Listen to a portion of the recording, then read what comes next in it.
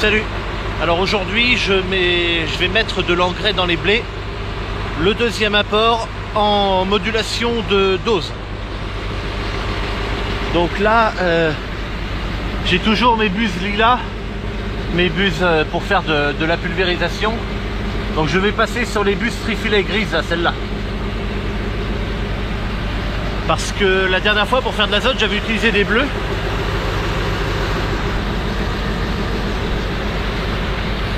Je suis en train d'en tourner quelques-unes là que je peux attraper là tout de suite. Celle-là par exemple. Celle-là. Celle-là. Donc j'utilise les buses grises cette fois-ci parce que les débits d'engrais sont plus importants. Là le blé est rendu au stade épi 1 cm et même un petit peu plus. Et c'est à ce stade-là où il est très demandeur en engrais. Et en modulation de dose, les parcelles n'étant pas homogènes, eh bien, il y a des endroits qui n'est que le blé, même si je mettais pleine dose, qui est peut-être un petit peu plus petit, aurait peut-être pas été en capacité de prendre tout. Et puis d'autres endroits où le blé est un peu plus vaillant, où lui, même s'il en a un peu plus que la dose préconisée, eh ben c'est bon quand même. Là ça coule un peu là quand je tourne mes buses parce que c'est de l'eau qui restait lors du dernier rinçage dans mes buses bleues là. Et puis ben, elle se met à sortir maintenant.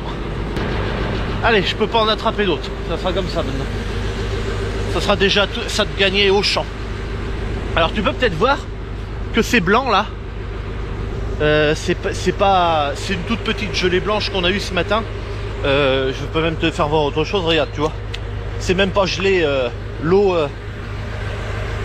n'est même pas gelée, en fait ça a gelé surtout dans les endroits exposés au courant d'air. Il faisait des 0 ce matin, 0, et puis il y avait un ressenti un petit peu moins parce qu'il y avait un peu de vent, enfin du vent, pas du vent mais du courant d'air quoi. Là je remplis 1700 litres environ, je vais faire 2 parcelles d'un coup. Et je te ferai voir tout à l'heure la modulation de dose. Bon, je suis arrivé dans la parcelle. Donc le blé est comme ça. Alors ici, ce blé là, alors ça se voit pas peut-être à la caméra, mais oh, peut-être que si. Tu vois, tu as le premier passage de traitement là au bout de mon doigt qui s'en va comme ça. C'est le passage de traitement qui suit la haie là. Eh bien, à partir du passage de traitement, peut-être que ça se voit, c'est pas tout à fait la même couleur de blé. Et puis là ça se verra peut-être encore moins entre le passage de traitement et puis là c'est pas la même couleur non plus, pour la seule raison que c'est pas la même variété de blé. Dans la chinte là et mon équesson là, c'est de la variété, je me rappelle plus mais je te l'écris ici. Et là le reste du champ c'est un mélange, je crois, de 4 variétés. Là encore une fois j'ai plus trop la mémoire du truc, mais je pourrais te le réécrire parce qu'évidemment tout est noté bien entendu, hein. Quelle variété, dans quel champ, et tout est noté, c'est juste que là de mémoire je peux pas me souvenir. Donc voilà, ça fait rien, le blé est au même stade partout. Alors on passe sur le GPS, il m'a détecté le champ, très bien. Alors là ce que je peux faire c'est que je vais supprimer les tâches parce que ça ne sert plus à rien. Hop, clé USB. Bon bah c'est ce champ là, sauf que moi, alors tu vois regarde, le problème c'est que je dois retrouver ma parcelle par rapport à sa forme. Ici je sais que c'est la parcelle où on est, elle est faite comme ça, sauf que là il y a écrit 0 partout, donc moi c'est pas index, c'est taux. Toi t'en as 2 par champ, et quand je mets taux, voilà après tout ce qu'il faut. Donc lui je le coche et je le valide. Voilà, donc import taux, faut pas oublier de le cocher, et ça donnera ça dans la parcelle. Je le valide. Hop, et voilà, ça me donne ça. évidemment j'ai les mêmes couleurs sur l'écran de... Est-ce que je peux zoomer ou dézoomer ici? Oui, je peux. Voilà, tu vois ma parcelle, ben, ça donnera un truc un peu comme ça. Hop, on remet ça. On va remettre comme ça. Et puis voilà, là, mon tracteur, alors quand ça, là, cette bande là, elle est enlevée, il y a un petit curseur en fait qui monte et qui descend, parce que il y a écrit, tu vois, TC là. Merde, il y a écrit TC. D'ailleurs, ça doit bien être écrit, voilà, c'est écrit là aussi. TC, ça veut dire Task Controlled. Donc, ça veut dire que la tâche est contrôlée par la carte, en fait, de la carte d'application. C'est-à-dire que c'est plus moi qui dis au pulvé, tu dois épandre à tant de litres hectares. Là, c'est un contrôle par l'application. Donc, ben, le jaune, ça correspond à tant de litrage à l'hectare. Le vert clair à tant de litrage. Le vert foncé, le bleu, le rouge, je sais plus combien il y a de couleurs. Enfin, il y a plein de couleurs. Il y a juste un truc que je ne sais pas. Faudrait que je demande. Bon, après, ça change rien. En vrai, on s'en fout. C'est juste moi parce que j'ai envie de savoir. Parce que c'est le dosage. Par exemple, là, je suis dans la couleur jaune, donc c'est un certain litrage à l'hectare. Sauf que là, quand je vais arriver dans le vert, ben, j'aurai une partie de ma rampe dans le jaune là dans le jaune, et puis mon petit tracteur peut-être sera plus ou moins dans le vert quand on va arriver par là. Et il y a un truc que je ne sais pas, parce que la modulation de dose, c'est sur rampe entière, d'accord? Donc si c'est 150 litres à l'hectare, j'ai n'importe quoi, hein. Si c'est 150 litres, ça sera 150 litres sur toute la rampe, bien sûr. Le truc que je sais pas, c'est que quand on change de couleur, à quel moment est-ce que le boîtier change de dosage?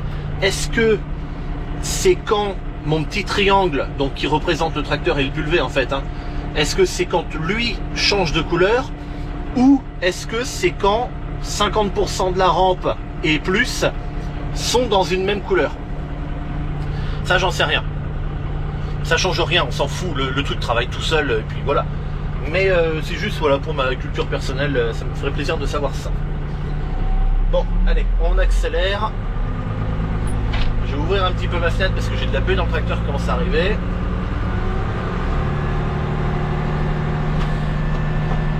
Hop, frein à main. Donc là, je sais pas trop à quelle vitesse que je dois rouler. Donc ben, on va faire un petit peu au hasard au début. Et puis on verra ce que ça donne.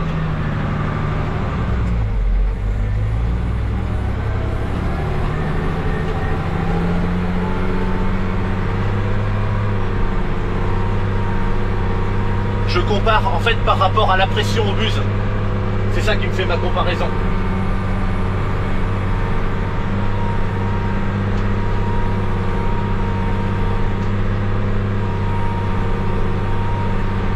Ok, donc là tu vois, je change de couleur et je vois là, je suis à 198 litres, hop, 211 maintenant.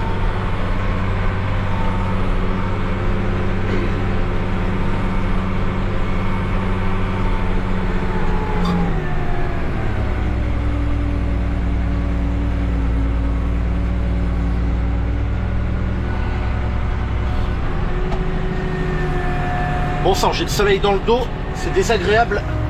J'ai l'écran de ma tablette qui reflète. Oh, oh, oh, doucement là. Le pulvé est en train de partir sur la gauche.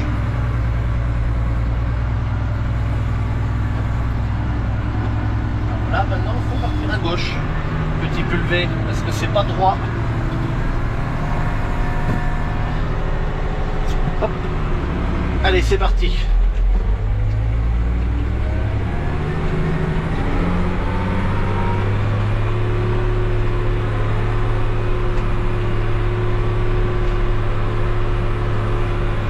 Bon, je pense que je suis exactement dans la bonne vitesse.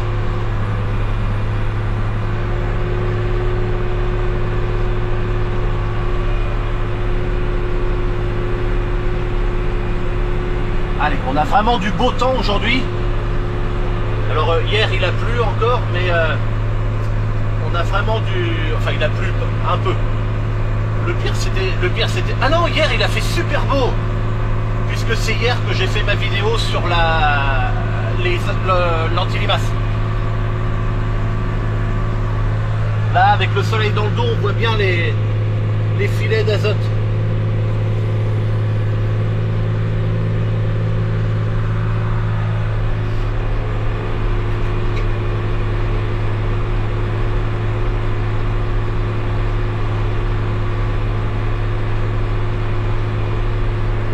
Donc là, tu vois, on voit les couleurs qui arrivent petit à petit.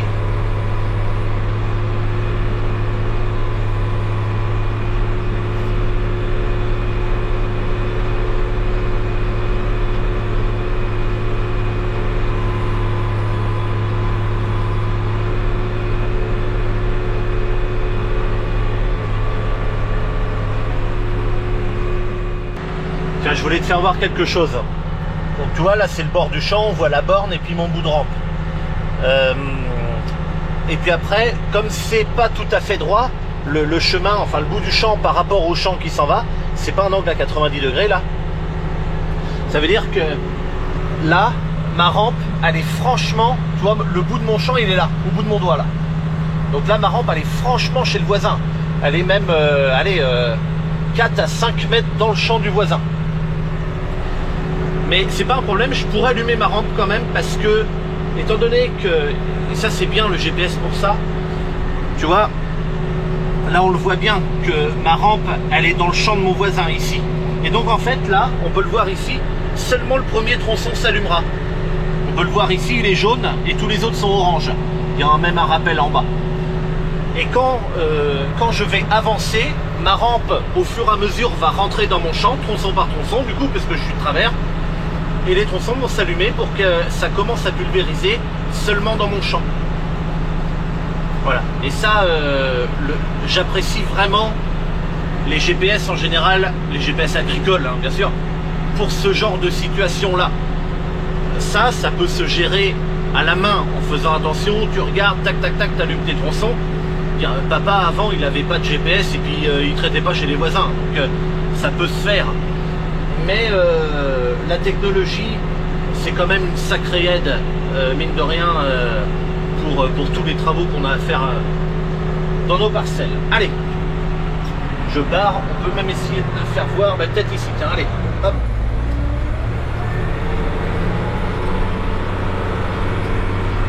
Alors le dernier, c'est pas allumé, c'est normal parce que quand je suis arrivé comme ça, il y a un recroisement, donc là il s'allume pas.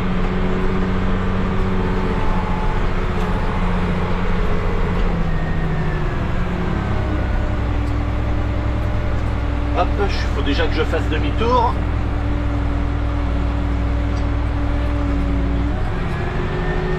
Alors ce champ il est bien. Enfin il est bien.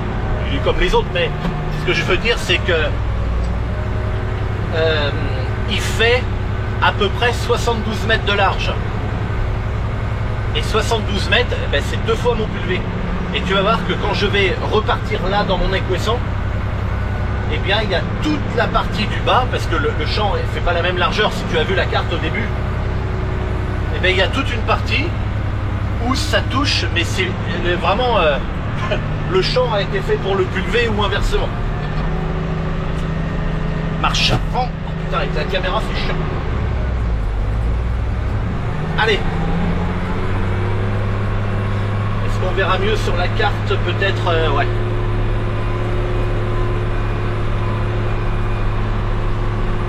Alors attends. On voit peut-être pas très bien, mais dans la zone vert clair, tu vois que je suis pile au bord de ce que j'ai traité en descendant. Et tu vois ce que je te parlais, le petit curseur il est là. Merde, et ben voilà, ça a détecté. Ça a dû détecter la caméra. Mais il y avait le petit curseur là. Allez, je me remets sur la page de travail.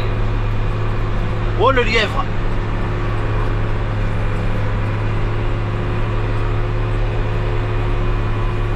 Il était là, regarde, il avait couché. Alors là, je suis arrivé dans la zone rouge. La zone rouge, c'est la zone où il y a le plus d'engrais qui est mis. Et moi, avec mes buses, je peux travailler entre 1 bar 5 et 4 bars. C'est écrit dans la notice d'utilisation de mes buses, hein, tout simplement. Et bien là, ça dépassait un peu les 4 bars, parce que je suis accéléré entre 2000 tours et le trait vert. Donc je suis accéléré à 1100, 1150 tours. Et là, je suis obligé d'être à 1900 tours moteur.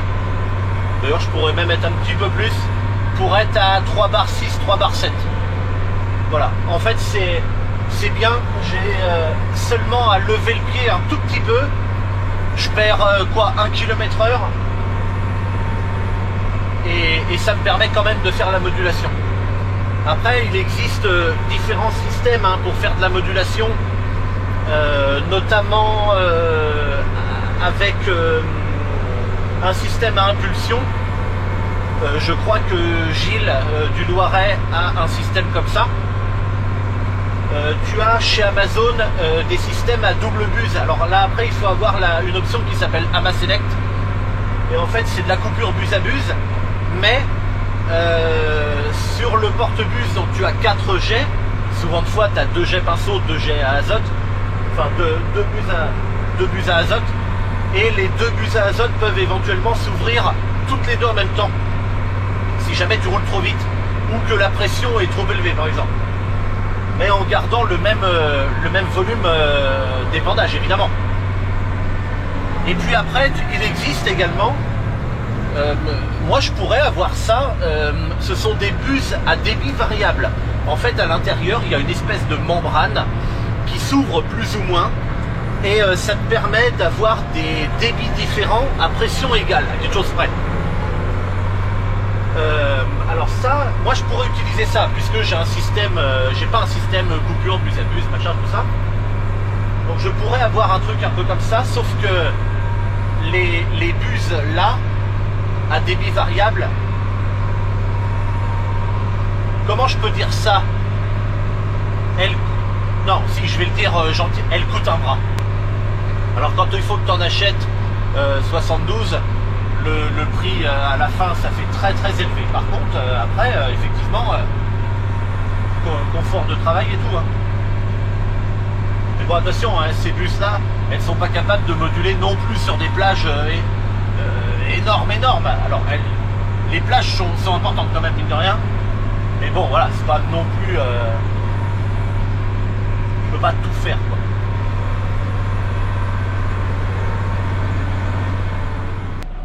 Ok, bon là je viens d'arriver dans la deuxième parcelle. Le blé est vraiment très beau aussi. En fait, si tu veux, mes blés sont comme ça, comme la première parcelle, comme celle-ci, sont très beaux, sauf environ 12-13 hectares qui ont été semés bien plus tard. Je vais arrêter de filmer là, parce que de toute façon maintenant, voilà, on a vu la modulation, on a vu, voilà, bon, le blé est comme ça. Je vais arrêter de filmer parce que je voudrais filmer un petit peu surtout dans une autre, pas forcément la dernière parcelle, mais dans une autre parcelle, justement là où il y a le blé qui est plus petit et puis plus haut parce que la parcelle est un peu coupée en deux. Je voudrais te faire voir quelque chose et comment je vais me démerder surtout parce que je vais pas faire toute la parcelle, j'ai un désherbage à faire, enfin je t'expliquerai après. Enfin après maintenant en fait parce que là on est le matin, moi je vais sûrement faire ça cet après-midi mais voilà c'est maintenant. Ok, donc me revoilà, là je suis dans ma parcelle qui avait été semée en plusieurs fois.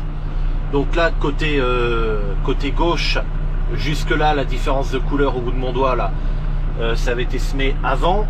Et tu vois là j'ai des touffes de raies gras, c'est assez important d'ailleurs, surtout ce rond là. Après plus loin il y en a vachement moins. Mais surtout c'est dans la partie qui a été semée bien après. Je sais pas si on le voit très bien mais il y a pas mal de touffes. Alors c'est pas un tapis de raies gras, c'est que des touffes individuelles. Il y en a quand même beaucoup mine de rien.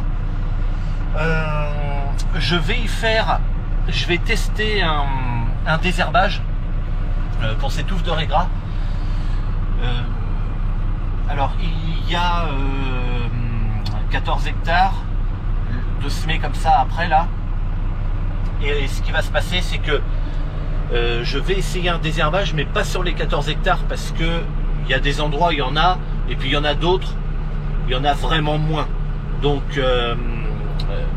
je vais faire, je mettrai du désherbant sur la moitié de la surface plus ou moins.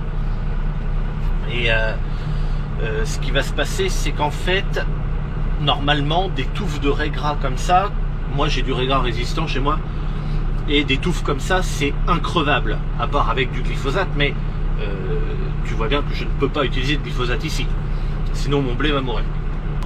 On en parlait avec papa et il me disait que lui, à l'époque, il utilisait un produit qui s'appelle, qui s'appelait, parce qu'il n'existe plus, Archipel, pour ce genre de situation-là. Alors en fait, Archipel, ça existe toujours. Ce que je voulais dire en réalité, c'est que on n'a plus le droit d'utiliser d'Archipel en désherbage blé depuis le 30 septembre 2019. Et j'ai téléphoné à un conseiller pour savoir, et il m'a dit qu'effectivement on pouvait essayer avec ça, de l'Archipel, une huile, et puis peut-être un autre produit encore, deux désherbants et une huile. Essayez là-dessus. Ça coûte assez cher si on voulait même faire un truc hyper efficace, mais sans être persuadé que ça marchera si bien que ça quand même. Mais en tout cas, le plus, on n'est pas loin de 100 € de l'hectare du désherbage là. Donc moi, ça va pas du tout coûter ce prix-là, hein.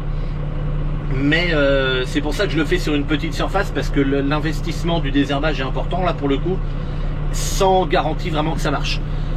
En fait, ce qui se passe, c'est que il y a eu du raies gras résistant parce que à un moment donné, il y a souvent les mêmes molécules de désherbage qui revenaient. Sauf qu'aujourd'hui, ces molécules-là, on ne les utilise plus. Ça fait 10, peut-être 15 ans, si ça se... 15 ans peut-être pas, mais bien 10 ans que ces molécules-là ne sont plus utilisées.